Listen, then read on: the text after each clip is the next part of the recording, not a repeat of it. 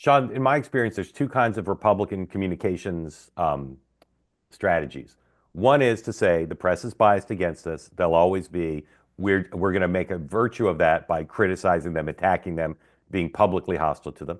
And the other is to at least partially try to win them over. To say, hey, the Biden administration policy on immigration was not just failed, but it hurt a lot of kids and families. So why don't you take a look at our immigration policy, which is exactly what we ran on, that we're now doing, and see if you can write maybe some positive stories about it.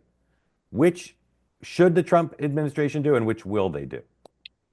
I think it'll be like a bit of an EKG. Like you see the president doing he did meet the press. He sat down with Time. I think they're going to do a little of both, and it might be a little bit more surgical. So they'll find someone at a publication that they can relate to, or that they can talk to, or that they think that they can cultivate a relationship with.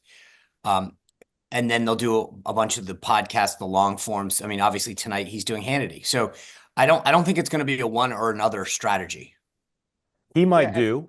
As you say, he's benefiting from the comparison in the minds of some to Joe Biden. Not only doing daily press conferences with the pool, but he could do a Tom Friedman interview. He could do a New York Times bureau chief interview, right? He could do any of it and get his message out. Dan, I'm sorry, what were you going to say? well, but the thing is, one, I don't think as many people pay attention to those outlets whatsoever anymore. So the tree would fall and nobody would hear it to some extent. Like the second part of it is one of the reasons that I think it's the media is kind of spinning in a circle is the Democrats aren't offering a counter to any of this. So if you're trying to think of the angle of attack, if you're the New York Times, let's say, you don't kind of know what to do because the other party is so silent and doesn't have an overall frame to put on the Trump presidency yet. So I think when that, hopefully at some point here, is created and organized, you will see, I think, more media, kind of pushback. But right now, the media is as clueless as the Democratic Party.